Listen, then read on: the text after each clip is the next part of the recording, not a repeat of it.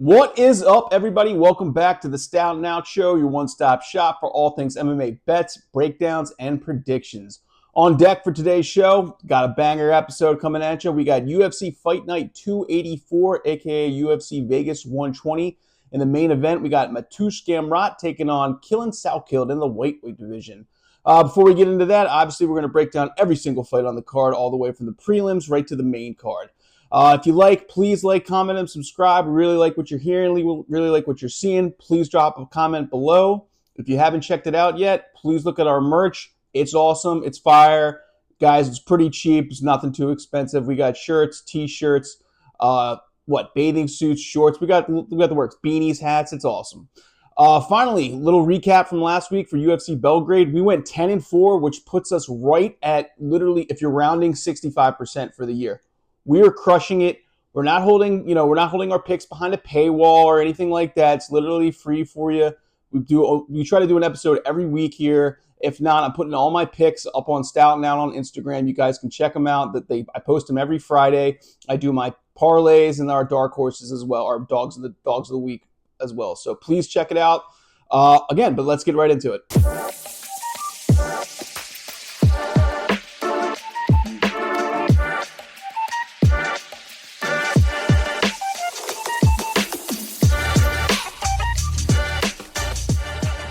All right, let's get into it.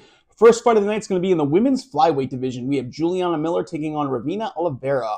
Juliana Miller is your minus 250 favorite, while Oliveira is your plus 205 dog. Miller is 2-3 in the UFC. She's just coming off a loss against Carly Judice that happened back in February. For those that aren't too familiar with her game, she's got a pretty good ground game. I mean, she's really good at submission grappling outside of MMA fighting. Her resume kind of speaks for itself. She's a 10th Planet brown belt. She really hunts from submissions, either whether it's from the mount or like from the back that most flyweights women can't really attest for. And she's got relentless top control as well. She averages about 2 takedowns every 15 minutes. And when she's on top of you, she is relentless. She goes for ground and pound. She's hunting for these elbows from the top. It's pretty solid. The other thing I really like about her is her cardio and grit. She really, really favors taking her opponents into deep water, going into the third rounds and just basically trying to test her opponent's cardio so she can just take advantage of it that way. Unfortunately, for lack of a better word, her striking's kind of dog shit, right? I mean, that remains the project for her going forward in her MMA career, okay? She's more limited. She's less comfortable engaging and standing in the pocket. And it's just, that's not her dedicated background, right? And she's got predictable low-volume striking. I think she's averaging 2 significant strikes per minute while she's in there. She successfully keeps her distance, but, she can't really control comfortability when her opponents are, their throw combos crisper or they're really actively attacking her and they keep her on the back foot. And even though that her ground game, like I said, it's pretty elite, her takedown efficiency, for some ironic reason, is not that great. I think she averages 29% in the takedown department. She wants to, it's pretty hard for her to, deploy her game plan if she can't take her opponents down, right? Ravena Oliveira, on the other hand, she is just not having a good run at the UFC at all. She is 0-3. She's just coming off a TKO loss to Chanel Diyar that happened in May. I mean, she's literally riding a 3-fight losing streak. If she loses this one, almost guaranteed she's packing her bags to some other promotion, right? Before that, though, she has got pretty solid knockout power. 6 of her 7 career wins have come by knockout. I mean, she's got one-punch power. She just hasn't found success yet in the UFC. Really good Muay Thai clinch. She's good forward pressure. She plays the role of the stalker inside. She cuts off the cage pretty well. She wants to dictate the pace of the fight. And other than that, she herself is a BJJ state champ in Brazil, okay? I think I forget what it's like, a Bahia state champ. But again, when you get to the UFC, it's a whole different level of competition. For some people, whether it's in the contender series or just coming up from the regional scene, all that, what you did before that doesn't mean jack shit if you just can't perform at this level, right? She has submission vulnerability. She lost to Stephanie Luciano via a rear naked choke that happened in the 3rd round. And then, I mean, at this point, she's making Juliana Miller look like Muhammad Ali in terms of striking. In the UFC right now, she has a 1.91 significant strike average, okay, per minute. That is, just horrible. I mean, there's no two ways to say it, okay? Also, her cardio kind of comes into question as well. She's been finished by strikes, and finished by submissions. They both happened in the third round. So, I mean, the later the fight goes, does she kind of gas out? Is the gas tank even really there? It's really a lot left to be decided. I'm going to say Juliana Miller wins this one. I'm going to say it goes the distance, though. I don't see it getting, I don't see her submitting Oliveira.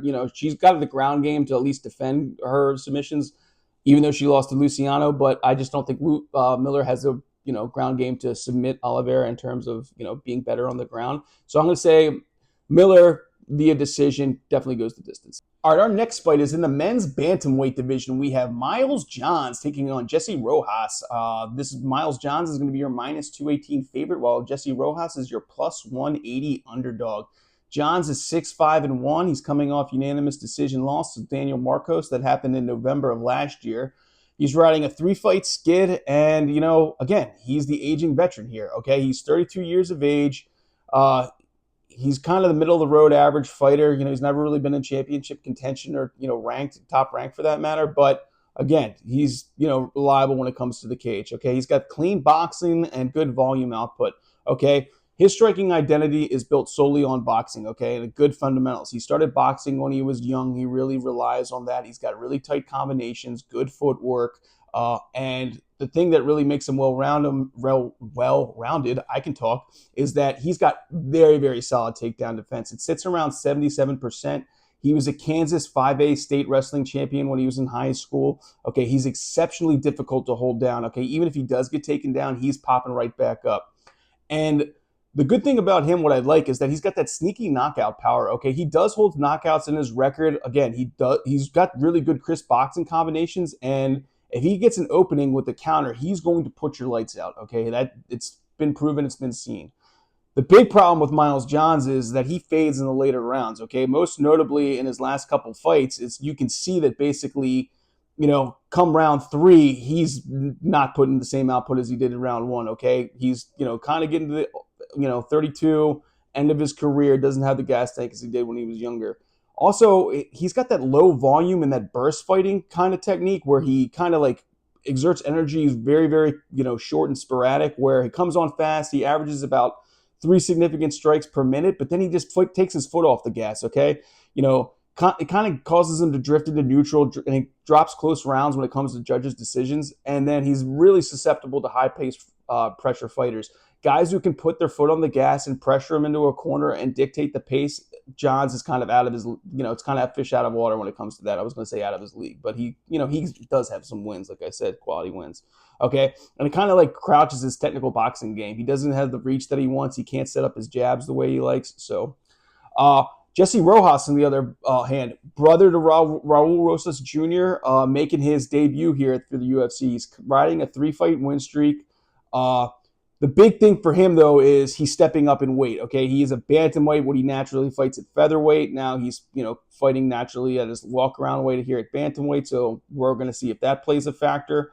But, okay, his primary game is it's submission. Out of his 8 wins, he's got 4 by submissions. I mean, he's looking to take this fight to the ground. There are no two ways about it, okay? He just won his regional title. I think that was in the 5th round via arm triangle choke. So he's got the chops to take this fight into the later rounds, especially into the championship rounds. So going into this fight, again, in short notice, he's definitely been in camp. He definitely has the cardio for it. So, I mean, plus 180 is pretty good for a guy who's just stepping up on late notice. Also, what I liked about him is he's super aggressive in the first round. He wastes little to no time in trying to get this fight to the ground. He's coming out on fire, especially when you're a late notice fighter. Obviously, you're not going to want to take this fight into the later rounds. You're going to try to put your foot on the gas and try to get out of there as soon as possible, okay? There are some striking and defensive gaps that kind of caught my eye. He really favors chase, like I said, taking the fight to the ground, but he can overextend himself, which kind of leaves him open for counters or knees to the body or face. Also, kind of vulnerable to elite over clinchers, and by that I mean if he can't take this fight to the ground, he had a loss against Keenan Lewis that basically it's his lone loss, but he couldn't dictate the pace of the fight and get it to the ground, and that really played against him, and that's why he lost. So I'm going to go with the experience on this one. I'm going to say that Miles Johns is going to get it done. I'm going to say he's going to get it done via decision. So Miles John via decision. All right, our next fight is in the lightweight division. We have Manuel Sousa taking on Richie Miranda. Sousa is your minus 250 favorite, as Richie Miranda is your plus 205 dog. Boys, you heard it here first. This I really feel like has the potential to be the fight of the night. I am really, really stoked for for this fight. I know Richie Miranda is taking this fight on late notice, but both of these guys can throw really, really hard, and both of these guys are coming for blood. Okay, they've only both lost a fight apiece, so let's get right into it. Manuel Sousa, he's coming off a highlight reel KO of Balaji Oki that happened in March. He's never been finished, and he's riding a 3-fight win streak. Manuel Sousa has got, like I said, some serious power, one-punch KO power. 12 of his 14 wins have come by finish. He knocked out Bellator veteran Tim Windle, and I think, again, the highlight knockout of Balaji Oki. Okay, his finishing rates are not off the charts, but they're exceptional in the lightweight division. He's got a really well technical base. He's a brown belt in jiu-jitsu, also a brown belt in Muay Thai as well. He's kind of comfortable anywhere the fight wants to go. And he's got that proven resilience in third round cardio. Okay, he's willing to use that as a weapon in terms of late round preparedness and drawing his opponents into deep water. Okay, he's very, very comfortable in there. The biggest thing that kind of scares me about Manuel Sousa is that when he's throwing, he is throwing for the fences. Okay, he throws these looping hooks and these straight fucking power shots that, I mean, if anybody who's a really good technical boxer can find an opening, they're going to counter strike him and clip him, okay? It's a pattern that can definitely be exploitable. Again, his takedown defense against elite wrestlers is a little bit susceptible too. Archie Colgan, I know he just lost against Usman Nurmagomedov in the PFL, but he found the blueprint to beat Manuel Sousa, okay? Archie Colgan is a D1 wrestler, highly, highly decorated, and he took Sousa down numerous times, held him on the ground, and that's what caused him to lose. So if, Richie Miranda can kind of, manipulate that game plan, he's in the zone, okay? And another thing about Manuel Sousa, though, he welcomes fights in the pocket. He welcomes the chaotic brawls. He has some supreme confidence in his chin and his fist. That can either work really well for him or really bad against him, especially if he gets caught. Richie Miranda, he's making his UFC debut. He's riding a 7-fight win streak. Like I said, just like Sousa, he's never been finished. He only has one loss to his on his record.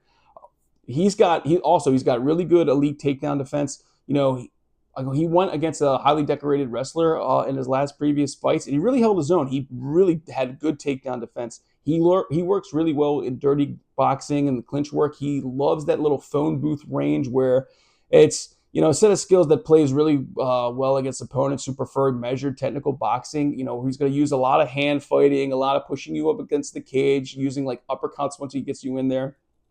And then when he gets you to the ground, just vicious ground and pound, okay? He's not going to lay and prey on his opponent on the canvas. He is coming to put you out. He's going to throw elbows. He's going to throw them hard, okay?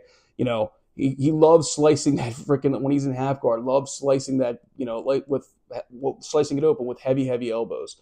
The big thing for me that stood out for him was that he is really susceptible to leg kicks, guys. In the championship fight against Robert, I think I'm going to pronounce his name, Recho, in the opening rounds, he was getting drilled by low calf kicks. He really wasn't checking them that well. That's definitely something Manuel Sousa is going to look to exploit if he can get there. Kind of got a late start to this sport. He didn't turn pro until he's 30 or 26. He's 31 now. But to his credit, he is a champion in the regional scene, okay? He's the LFA champion. So, I mean, he definitely has championship experience in terms of cardio and late round exposure. So, he's not exactly fighting cans, but he's, again, you're fighting in the UFC and you're fighting on short notice. That's a big, big mountain to climb.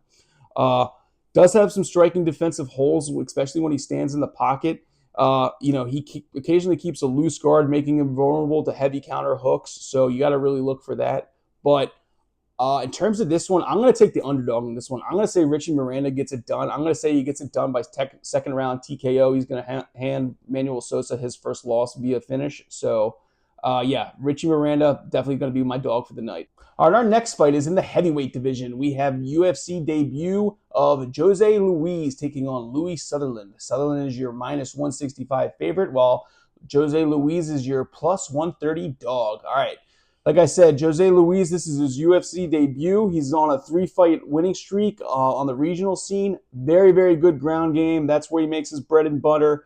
The majority of his wins come by submission. He's going to try to take Louie Sutherland to the ground, no doubt. Not only that, he's going to be firing right out of the first round, right into the gate, trying to take him to the ground. He does have a dual threat finishing aspect to him as well. He does, obviously he's going to be looking for the submission, but he's secured multiple knockout victories throughout his regional career. Again, when you're stepping up in competition, shit can go another way, but we'll see what happens. Very, very good in the first round. Like I said, he's coming out foot on the gas. He's going to look to secure the finish in the first round. He's got a lot of first round finishes. The big thing against him is, again, he's got striking defensive gaps, okay? During his regional run, he definitely got sat on his ass multiple times trying to get the takedown, okay? He definitely, he leaves his hands down when he's trying to do these takedowns and he gets touched, okay? He himself has some takedown defense vulnerability, okay? While he's really dangerous on the back, off his back, competent wrestlers have successfully defeated him and they've reversed his takedown attempts and, put him on his back and use his best weapon against him. Kind of untested in the deep waters. Like I said, he's got multiple first-round finishes, and the majority of his finishes, if not all of them, have been before decisions. So really hasn't seen third-round action in a while, but I suspect that this fight's not going the distance, though. Louie Sutherland, on the other hand, he's 1-2 in the UFC. He's coming off of a KO win against Tai Tuivasa that happened in May 2026. Pretty high volume offensive wrestling. He utilizes his size pretty well. He averages about 4 takedowns every 15 minutes. His background, not only was a good rugby player, shout out to all the props out there, but he amateur boxing foundation as well. Since the age of 11, he kind of boxed on and off, so he's got good technical boxing combinations. Not the best footwork I've ever seen, but pretty solid nonetheless, okay? And pretty good hand speed for the heavyweight division. If you look at his strikes, he definitely makes his shots count. He's sitting at around 68% accuracy right now. So, he's maintaining a patient but high damage output and, really, really good at approaching from distance. The big thing against Louie Sutherland, though, is, his first 2 outings in the UFC were by finishes. He got heel hooked by Walter Walker. He got finished by strikes by, who was it? Petrovic, Brando Perisic. Both of them happened in the first round. He's got these reckless opening entries where, again, the Perisic ended in 108 seconds, okay? I mean, it's, he definitely has major flaws, okay? And then his striking and takedown defense is really not that good either. He's got a 30% striking defense, and, people can take him down at will. I don't know. I mean, I guess just because he's it's his debut, why he's the underdog. But I'm going to say Jose Luiz gets this done by submission. I think it's going to happen in round 1. I think Jose Luiz is one of the next up-and-comers. Definitely a pretty solid prospect to keep your eyes on. But Louie Sutherland, I'm not hanging my hat on the fact that he got it done against Tai Tuivasa. I mean, Tai Tuivasa's losing streak is as long as the day is long. I mean, that guy, he's definitely at the end of his career. But anyway, Jose Luiz, submission round 1. Next up, in the light heavyweight division, we got Diyar Nurgozhay taking on Bruno Lopes. Nurgozhay is your -142 favorite, while Lopes is your +120 underdog. All right, Nurgozhay is 1-2 in the UFC. He's coming off of a good unanimous decision win against Rafael Tobias that happened in March of 2026. He's never been TKO'd before. He's got some genuine finishing power and some solid, diverse striking tools. Those who missed his Contender Series win with that highlight kick, I mean, he just starched that dude, okay? Very, very, very good on the feet. He's a former Pancration champion, so he's definitely got a good background and obviously striking. I think he's a 3-time Kazakhstan hand-to-hand champion. International class Pancration mastery. I mean, the dude can handle himself on the feet. Like I said, high striking efficiency. He averages 59% striking accuracy, averages around 2 significant strikes a minute, very high volume, and he does it over distance as well. He's not just doing it in the first round. He's trying to put a pace on you for all 3 rounds, and he's accurate, right? The big thing with him is his submission vulnerability, okay? Both of his losses in the UFC have come via submission, okay? Brenton Ribeiro got him with an Ezekiel choke, and Zetabayev also tapped him out as well. He shows a pattern for, hey, I can get taken down and I can be submitted. My ground game is not nearly as efficient as my striking game. Okay, his pace and his tempo, if they get disrupted, that's another big red flag for him. He struggles against these high pressure fighters, who press him up against the cage. He becomes hesitant and uncomfortable, and he can't dictate the pace. Okay, and then this isn't an issue as it was earlier, but he did have that weight management issue in his UFC debut. He missed UFC weight by 4.5 pounds, which is completely fucking not acceptable. So, again, I don't think that's happening this way. Hopefully it doesn't happen this fight, but, something to look out for. Lopes, on the other hand, he's 1-2 in the UFC as well. The big thing for him, though, he's riding a 2-fight skid, okay? He just lost to Navajo Sterling in March. He's never been submitted, but again, that's really where he makes his bread and butter too, is that he is awesome on the ground, okay? The big thing I like about him, though, he is a big switch stance fighter. He can fight orthodox or regular. Really shows tactical flexibility and different looks for opponents. Really complicated to get, their timing and where the angles of the shots are coming from. As I said, very good BJJ specialist. What is it? 6 of his wins have come by, 5 of his wins have come by submission. 6 have come by TK or KO.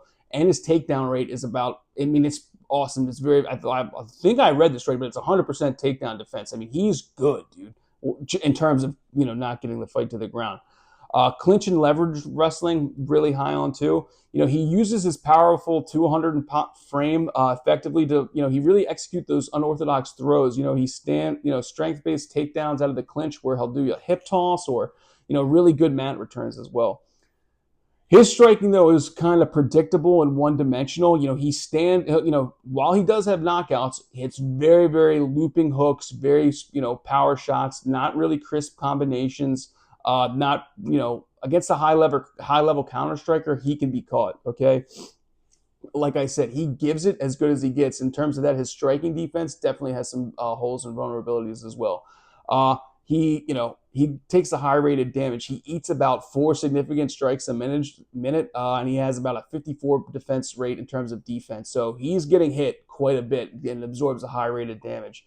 And also, I know his bread and butter is his jiu-jitsu, but his takedown accuracy is not that great. It's sitting only at 21%. So while he's good on the ground, he's got to get you there in the first place. I'm going to say Nurgozhay is going to get this done. I'm going to say it's coming by TKO, or probably late in the second or early in the third. I don't see him going out right off the bat and getting it done, but I like Nurgozhay's stand up better. So Nurgozhay for the win, TKO, late second round. All right, we've reached our feature prelim of the night. In the heavyweight division, we have Stephen Asplund taking on Guilherme Pat. All right, Asplund is your, minus 265 favorite, while Guilherme Pat is your plus 215 underdog. All right, Asplund, he's 1-1 in the UFC. He's coming off unanimous decision loss to Vitor Petrino that happened in March of 2026. For those who watched that fight, he got his face busted up pretty good.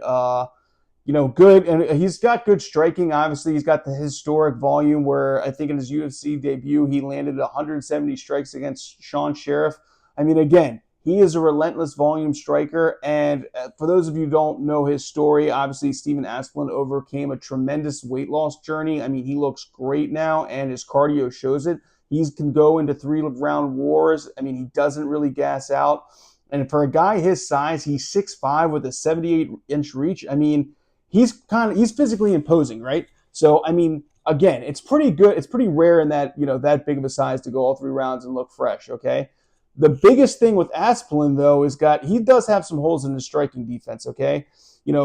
As much as he throws, he definitely leaves his hands down sometimes, and he can definitely get caught. That was pretty apparent in the Vitor Petrino fight, right? His wrestling's kind of subpar. He doesn't have, he's not really looking to take you down. He can fight off the ground, but again, his takedown defense and his takedown accuracy are very, very low. Grappling questions come into fruition too. He did lose to Denzel Freeman via I think it was a rear naked choke, and Denzel Freeman's not even in the UFC anymore. Last time we saw Denzel Freeman, he was running away from Josh Hokett. So Guilherme Pat, on the other hand, he's 1-1, coming off unanimous decision loss against Thomas Peterson that happened in April. He's kind of got that karate background style, that in and out, straight punches and diverse kicking game. Uh, you know, it's kind of like Stephen Thompson in that way. It's very rare for for a heavyweight division too. He's got that. He's got that wide stance. He bounces on his toes. Utilizing explosive techniques, but then it's in speed blitzes too. Kind of like Michael Venom Page as well. Really good striking accuracy though, 61% striking accuracy. Again, he specializes in those long straight punches. Good knockout power as well. 4 of his 6 career wins have come by KO. So his finishability is there. The big thing for him, though, is, in terms of red flags, is sometimes he has low volume and low urgency. He can be almost too patient. Against Thomas Peterson, he only landed 17 significant strikes in the full 15-minute fight.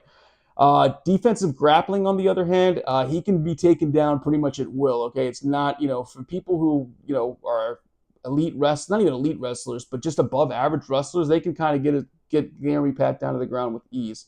He has broken his hand twice from previous fights, so that's always something to keep an eye on as well. It's not career ending by any means, but, if it's the same hand, it definitely is susceptible to, break in round 1, especially if you're not throwing punches really accurately or correctly. I'm going to go with Asplund for this one. I'm going to say he gets it done over, I'm going to say late round 3. I think he's going to get it done by TK. Actually, no, I take that back. I say Asplund going the distance. I think it's going to be a unanimous decision win, but yeah, Steve Asplund for the win. All right, our next fight is in the welterweight division. We have Ty Cole Miller taking on Billy Goff. Ty Cole Miller is your minus 305 favorite, while Billy Goff is your plus 245 underdog. Ty Miller is undefeated in the UFC. He's just coming off of a solid TKO win against Adam Fugit that happened back in January, and he's undefeated. For those who are unfamiliar with Ty Cole Miller's background, he has, demonstrated boxing skills are awesome. That's basically the fundamentals of his game. He's a 2-time Golden Glove winner in Albuquerque, and he really uses his length and his reach really effectively, okay? He's 6'2". Like I said, he does that like stick and move, and he peppers his opponents with his jab really, really good. He keeps them at length. Basically all of his combinations are coming behind that jab, okay? He stays on the outside, and he looks pretty good because he's largely untouched when he does that, okay? His combinations are cleaner. They're more polished in terms of his footwork. He really knows what he's doing, and he really sits down on his punches and stays in the pocket pretty well. The big thing that kind of caught me off guard is that his kicking game is kind of sneaky, and it's really effective. He throws those kicks pretty fluidly, and he really intertwines them with his striking. And he's got pretty good legitimate punching power too. It's not really just overwhelms you with volume. I mean, he'll sit your ass down, and if he catches you clean, he's going to knock you out, all right? Like all strikers, though, he does have some vulnerabilities there. Again, he relies heavily on his reach. So if guys can get inside of that and use the clinch or push him up against the cage, it kind of works against him, okay? He's kind of prone to absorbing counter shots, so that's kind of a big red flag. His grappling is kind of untested at the moment. It's pretty hard to get him on the ground, but if somebody does, it's, hey, we'll see where it goes. And then again, for, the big thing that, for new guys as well, is that he even openly admitting that weight cutting for him to 170 is kind of an issue. So while it hasn't been an issue as of yet, again, that's kind of like, hopefully he comes in not only on weight, but, he's not, the weight cut doesn't kill him, and, he doesn't take that into the fight with him. Billy Goff, on the other hand, just coming off of a sub loss against Ramses Brahmamaj. It was like a standing guillotine choke. So he's kind of got that, defensive grappling vulnerability. He left his neck exposed, he got finished that way. But Goff has got some serious one-punch power too, dude. I mean, that's his calling card. 7 of his 9 wins have come by knockout. I mean, the dude can find your chin, and he will put your lights out. That is not a question, okay? He lives to trade with his opponents at close range, especially for extended stretches. I mean, he wants to get in those brawls with you, okay? He does the really good at forward pressure, really good at dirty boxing. He's not going to out athlete anybody, okay? He makes up for it by just fighting you in that phone booth range. He can land short punches, elbows, and uppercuts that, it's really hard to see coming. That's what these constant pressure guys do. Very, very good striking output as well. He, lands about seven significant strikes per minute, and, really relentless with the volume.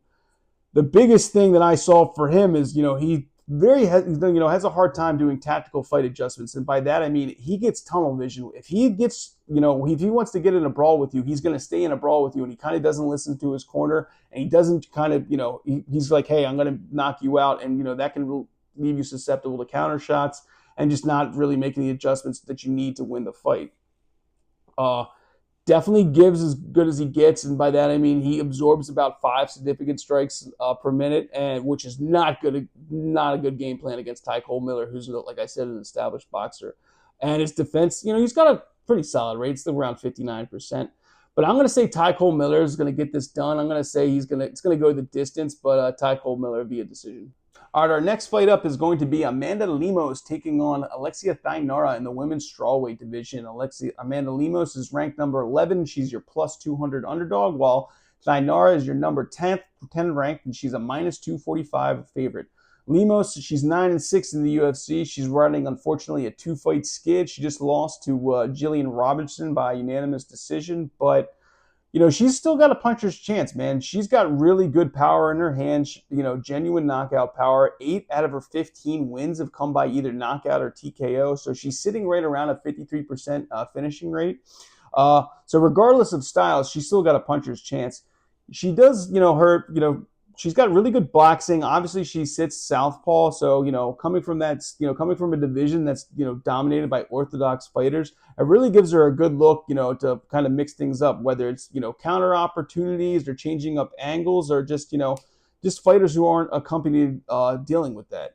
Really good counter striking and timing. She excels at drawing opponents forward and then planning her wide stance and timing heavy counters. She really likes her opponents to step into the pocket and then take advantage of that situation. Okay. Biggest red flag for her is when her opponents are able to drag her down to the ground and control her. She has a very, very hard time getting back to her feet. Okay. Prime examples are Zhang Wei Li did that. Tatiana Suarez did that. We just saw it recently with Jillian Robertson. They neutralized her striking just by dominating her on the ground. Okay. Age, again, like I said earlier in the broadcast, is this basically Father Time's undefeated. Amanda Lemos, she's 39 years of age. She's one of the most experienced fighters in the division, but, recent losses kind of suggest that, her physical skills are kind of deteriorating. Her energy management and her output, it's becoming, lower and lower as fight progresses, okay? She's kind of a burst fighter. She'll do that really quick, 3 strikes, 4 strikes, and then just kind of like take her foot off the gas. And that, again, in judges' eyes, if you're not just overly dominating the fight, that's going to lose you rounds in the long run. Thainara, on the other hand, she's, on the upswing. She's 3-0 in the UFC. She just is coming off a unanimous decision win against Bruno Brazil that happened again in March as well. She's never been TKO'd, and she's riding a 12-fight win streak, guys. I mean, the girl is about that life. She's got elite submission grappling. 8 out of her 14 wins have come by submission, okay? She's got rear naked chokes out the ass, okay? Anytime the fight hits the mat, she is, giving a green light for submission. She has that suffocating top control. She's really, she averaged like 4 takedowns for every 15 minutes with a 57% accuracy. So again, she's always looking for the submission. She's not laying and praying. She's using her position to gain prominence and then gain, obviously look for the submission as well. Big thing for her, though, is she lacks knockout power. I mean, that's just not happening. She does not have the power in her hands like Amanda Lemos. But she knows that, though. She knows where she's going to make her money. She knows where the bread and butter is going to come from. It's by taking her opponents down, okay? Her punching mechanics definitely lack for effect and, technique. She kind of, relies really on looping power. It's not really good combinations. Opponents with good counter-striking can see it coming from a mile away. But she hasn't been tested by elite boxing yet. So we're going to see that on Saturday night when she faces Amanda Lemos. Amanda Lemos, I think that, the tape is out. I think people know how to beat her, and that's obviously going to take her to the ground. I think that's what Thainara is going to do. I don't think she's going to get the submission, though. I think this is going to go the distance. So I'm going to say Alexia Thainara by unanimous decision win on this one. All right, our next fight is in the featherweight division. We have Darren Elkins taking on Yair Del Valle. All right, guys, this is going to be your biggest odds of the night. Del Valle, is a minus 675 favorite, while Elkins is a plus 490 dog. All right, Elkins is 19-11 in the UFC. He fought only last year to Juliana Rosa. He lost via TKO that happened in April. Darren Elkins is one of the backbones of the featherweight division, guys. He's got great wrestling, really good top control. I mean, that's the pedigree of his game, all right? Really good, dominant high school wrestler. He wrestled 2 years collegiately in a Division II school. Really comfortable going the distance, securing takedowns against the cage, and grinding out top position, okay? That's his most reliable path to winning, okay? With that comes great pace and good cardio, okay? He weaponizes suffocating pace that exhausts opponents, and he's going to exhaust opponents over 3 rounds. He relies super heavily on activating scrambling and constant pressure to break opponents' stamina. And who can forget his durability and his chin? Darren Elkins is known to take several shots and just keep coming forward. He doesn't quit, okay? That's his name. His name is damage, okay? He can really take some shots. Very good chin, but the downside is Darren Elkins is 42 years old, okay? He has been in some wars. I mean, those reflexes, those ability to take shots, they diminish over time. Father Time is undefeated, no shit, right? So, when he was wobbled by Juliana Rosa in his last fight, I mean, he never really recovered, okay? I mean, he got wobbled and then just, he got taken advantage of at that point. Also, his striking defense is nowhere near elite, okay? He absorbs about 3 significant strikes about every 15 minutes, and then his striking defense is somewhere hovering around 51%. And at this point, his takedown accuracy is no better, okay? I mean, for a guy that lives to grind you down to the ground, I mean, his takedown accuracy is sitting at 34%. So it's not looking good for your boy, okay? I mean, hey, everybody's got a puncher's chance. Darren Damage Elkins has been known to come back from, a fight and, put it all on the line on the 3rd round and come out victorious. And Yair Del Valle, he just fought Jordan Levitt, and everybody Levitt kind of fraud checked Del Valle. I mean, he was supposed to be this great Cuban prospect, and Jordan Levitt just manhandled him for 3 rounds, okay? Del Valle, I mean, what I like about him, again, he's a wrestlers too, okay? 4 out of his 10 wins have come by submissions, another 4 by decisions, but, I mean, he's going to look to get you to the ground and either submit you or ground and pound you as well. I mean, that is really the root of his base game too. I mean, he's got a good judo foundation, good Brazilian jiu-jitsu foundation. He's from Cuba, like I said, and that's kind of where he started his judo game. But, he's kind of moved his camp to Mexico and Houston, and, it's really given him a sound technical submission base. He's really picked up good technique in terms of, taking his opponents back and good guillotine finishes as well. The big thing that I did notice about Del Valle is, his cardio does drop off in later rounds, for high-octane fights, which Elkins is definitely going to try to drag him into danger waters. That's going to be a red flag for Del Valle. If he can't maintain the pace to go all 3 rounds, Elkins is definitely going to take advantage of that. His footwork is kind of linear, but basically what that means is he has a habit of retreating, straight back instead of ducking and diving and kind of doing not really feigning that well. It's really hard for him to avoid punches, especially when he doesn't create angles like that. And then, again, like I said, the defensive grappling really was a red flag in his last fight against Jordan Levitt. I mean, he was getting taken down left and right and just getting held down. Okay? I mean, that is really right in Darren Elkins' wheelhouse. So if he can't avoid that, he's in some real serious trouble. I just think Elkins is at the end of the road here. I don't really see him getting it done at all. I think it's just, 42 against a rising prospect. But stranger things have happened. But, yeah, I'm going to say Yair Del Valle. He's going to win via submission. I think it's going to happen in the 2nd round. So, Yair Del Valle, round 2 submission. All right, our next fight up is our co-main event as Billy Quarantillo takes on Diego Ferreira. Billy Q is your plus 142 dog, while Ferreira is your minus 170 favorite.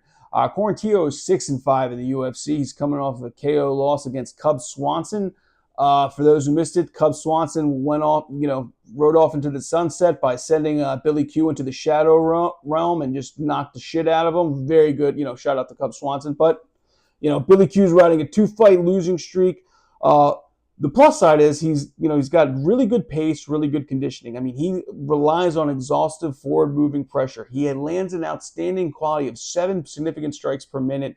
He wears opponents down through, sheer relentlessness, high volume pacing. his big calling card is, guys, he's not going to stop throwing until his opponent falls over, okay? I mean, he's just suffocating pressure and nonstop volume, that's made him one of the toughest fighters in the division, okay? Well, by division, I mean, this is his first time at lightweight. He's made a career at featherweight. Now he's stepping up in weight. But his grappling isn't too shabby either. He's kind of opportunistic in that sense. People look at him as a brawler first, a striker first, but he does hold a black belt under Matt Arroyo. He's shown some real finishing instincts if the fights hit the ground. He did sub Gabriel Benitez, so I mean he's not a complete fish out of water if the fights hit the ground. He definitely knows what he's doing. Really good clinch work as well. He mixes up his offenses brilliantly. He incorporates really heavy elbows, dirty boxing up against the cage. So, he's a striker, right? The problem with him, very, very low takedown accuracy. It sits right at 24%, and he's 37 years of age. He's getting up there. He's got a total of 25 professional fights under his belt. So the wear and tear is there. His volume output, while it's good, it's not as good as it was when he was in his prime. So, especially when he goes up against bigger, fresher competition. Diego Ferreira is not fresher competition by any means, but it is what it is. Ferreira, he's 10-7 in the UFC. He's coming off of a KO loss against Alexander Hernandez, and he's, riding a 2-fight losing streak himself, okay? Ferreira, it's no joke, dude. He has got really good ground game, very good ground specialist in BJJ. He's a third-degree black belt. I mean, that's his most credential, and dangerous skill set in the lightweight division is submissions, right? 7 out of his 19 career wins have come by submission. He's shown the ability to threaten and finish you there, okay? He's got pretty good high volume striking as well. He lands a clip of four significant strikes a minute. So I mean, he's not, he's not a stranger to standing up. I mean, he just prefers to get his opponents to the ground. 63% finish rate, so doesn't really rely heavily on the judges to get it done. He's not looking to lay and pray or grind out the win. He's trying to get the sub or get the finish. The big thing with him is takedown accuracy. He sits right at 30% takedown accuracy, and it's not getting any better at age 41, right? And he's got vulnerability to elite grapplers, okay? He got neutralized by Beneil Dariush and Grant Dawson. Both of those guys pretty much took away his ground skills completely, and that's how he lost both of those fights. And like I said, he's sitting at age 41. He's older, getting closer to the end zone. Physical skills are kind of diminishing, and he's chinny as shit, too. He's definitely, his last couple of losses have been by TKO or KO. So I think if Quarantino finds his chin, he's going to put him out. So I'm going to say Quarantino for the win, second round TKO. And we've reached the main event in the lightweight division. All right, we got number 6, Mateusz Gamrot, taking on Quillan Salkilld, who's ranked number 9. Gamrot's your plus 120 dog, while Quillan Salkild's your minus 142 favorite. Gamrot is 9-4 in the UFC. He's coming off a unanimous decision win against Esteban Riverix that happened back in April. Shout out to Gamrot. He's never been TKO'd or KO'd before. He's got elite wrestling and a grappling pedigree. Very good BJJ. He's a BJJ black belt. He's able to dictate the pace where the fight wants to go, especially if he gets a hold of you. And he's got really, really good scrambles and good positional control. He rarely gets trapped or kept down on the canvas. He's fluid in terms of scrambling ability, and he knows, kind of how to reverse bad positions instantly, gather your wrist, and comfortably walk toward dominant positions. Okay. Also, to be admired too, his takedown defense is up there with the top of the lightweight division. It's sitting right around 83%. So have fun trying to take him down. The big thing for Gamrot is his low, damage striking. I mean, his striking is pretty much not there at all, essentially. I mean, it's there to pretty much set up the takedown. He's going to use that little 1-2 setup and then look for the takedown. I mean, that's what he relies on the most, okay? Kind of has a shaky chin and, and striking vulnerability. He has been knocked down on his ass a couple times, showing vulnerability to clean counters, and he, especially when he fails to make wrestling shots. I mean, the biggest thing for him is, this is like how Beneil Dariush lost to Quillan Salkilld.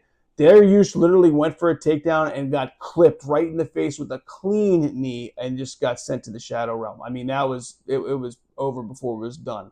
Okay. And Gamrot, the other, downfall for him is he's kind of small for the weight class. He sits around 5'10", but he's only got a 70-inch reach. So in this fight, he's going to be at a disadvantage, and that's where Salkilld lives, you know what I mean, in that kickboxing range, okay? Gamrot struggles against long, rangy guys, kind of imposing physical counter-strikers. Quillan Salkilld, on the other hand, he's 5-0 in the UFC. I mean, this is the UFC's newest rising prospect, okay? The guy is, the Australian from down under is looking great so far. Okay, he's never been TKO'd or knocked out, and he's riding a 12-fight win streak, okay? Himself, he's got his own good takedown and wrestling ability. In the Contender Series, he looked good, man. He had 9 successful takedowns over 4.5 minutes of control time. He really showed a strength in his top game. What I just mentioned earlier, especially with Beneil Dariush, he's got blistering first-round finishing threats. I mean, he is looking to put you out in the first 3 minutes. I mean, I'm looking at it, 7 first-round stoppages, 4 in the UFC alone. I mean, dude, that is awesome start for him. Again, we don't even know what his ceiling is, to be honest. Okay, elite kickboxing and range control. He's 6 foot, 75-inch reach advantage in this fight. Holds a good 5 significant strikes per minute, so he knows how to put it on his opponents when he needs to. Definitely holds behind that, traditional kickboxing guards. He, blends precise, accurate counters with high active kicking games. So again, I think he holds the advantage, obviously, in the striking department. His defense is kind of left a little bit, desired. He sits at a lower 45% in terms of defensive strikes absorbed. So he can be drawn into the pocket. He can be drawn into wild brawls. Sometimes it doesn't work out to his advantage, but for 12 fights, it's been awesome for him so far.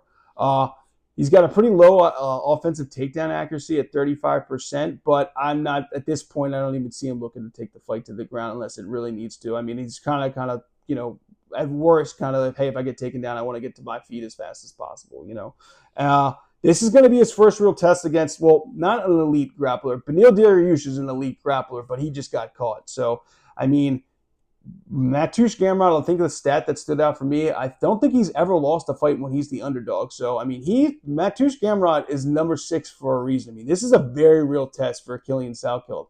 But I think Quillan Salkild's up for it, to be honest. I think Quillan Salkilld is going to get it done. I don't think he's going to knock him out. I think it's going to go the full 5 rounds. But, yeah, I like Quillan Salkilld all day for this one. Ozzy goes the distance. Quillan Salkilld for the win. Guys, again, thank you so much for sticking with us.